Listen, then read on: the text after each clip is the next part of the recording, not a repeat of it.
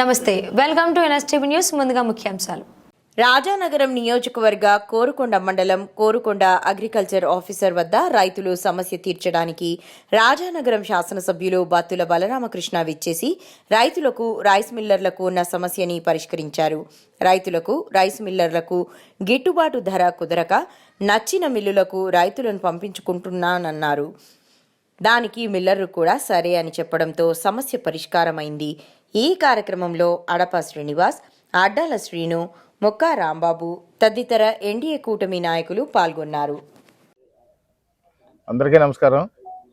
ఇప్పుడు రాజానగరం నియోజకవర్గంలో ఈ రైతులు ధాన్యం కొనుగోలు విషయంలో చిన్న చిన్న అపోహాలు ఉన్నాయి.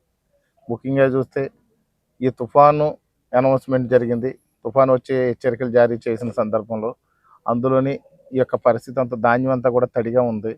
ఈ పరిస్థితిలో రాజానగరం నియోజకవర్గంలో ఉన్నటువంటి రైస్ మిల్లర్స్ అందరూ ధాన్యం కొనట్లేదు అని చెప్పి రైతులు కొంతమంది ఒక అపోహలో ఉన్నారు. అపోహలో ఉన్న రైతులందరినీ కూడా మనం ఏడీ అగ్రికల్చర్ వారి ఆఫీస్కి వచ్చారు. అందరూ ఆ విషయం తెలుసుకుని నేను కూడా స్థానికంగా ఉన్నటువంటి ఏడీ గారి ఆఫీస్ దగ్గరికి వచ్చాము.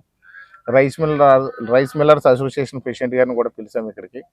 వారు ఏం చెప్తున్నారంటే 100 కేజీలకి 10 కేజీలు తరుగు కింద తీసుకుని 90 కేజీలకి డబ్బులు ఇస్తామని చెప్తున్నారు. కానీ రైతులందరూ కోరుకునేది ఏంటంటే 5 కేజీలు తరుగు తీసుకుని ఆ యొక్క రైతు మాకు డబ్బులు ఇవ్వాలి, ధాన్యం కొనుగోలు చేయాలి. తక్షణం కొనుగోలు చేయకపోతే రేపు తుఫాను వచ్చిందంటే మొత్తం అన్ని విధాలుగా నష్టపోతామని చెప్పేసి రైతులు వాపోతున్నారు. ఇలాంటి పరిస్థితుల్లో పక్క నియోజకవర్గంలో ఉన్నటువంటి రైస్ మిల్లర్స్ అందరూ కూడా 5 కేజీల తరుగుతో కూడా కొనడానికి సిద్ధంగా ఉన్నారు. అలాంటప్పుడు మేము అక్కడికే తోలుకుంటామంటున్నారు. ఆ పరిస్థితుల్లో ఇక్కడ తూర్పుగోదావరి జిల్లా రైస్ మిల్లర్స్ అసోసియేషన్ ప్రెసిడెంట్ అయినటువంటి ఒల్లేపల్లి శ్రీని గారిని కూడా మాట్లాడడం జరిగింది.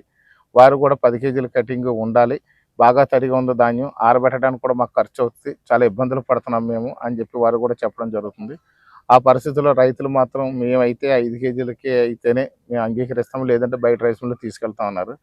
ఏడీ గారు, నేను, డిఎస్ఓ గారు, ఏఓలు అందరి సమక్షంలో రైతుకు నష్టపోకూడదన్న ఉద్దేశంతో ఈ యొక్క ఖచ్చితంగా రైతుకి అన్ని విధాలుగా కూడా ప్రభుత్వం అండగా ఉండే ప్రభుత్వం అని చెప్పేసి ఎప్పుడైతే మనం మాట్లాడుతున్నామో ఆ సందర్భంలో రైతులకి ఎక్కడైతే మంచి రేట్ వస్తుందో, రైతులకు ఏ విధంగా ఉపయోగపడే రైస్ మిల్ ఉందో అక్కడికే తోలుకునే విధంగా వీళ్ళందరికీ అవకాశం కల్పిస్తూ డిఎస్ఓ గారితో కూడా మాట్లాడడం జరిగింది.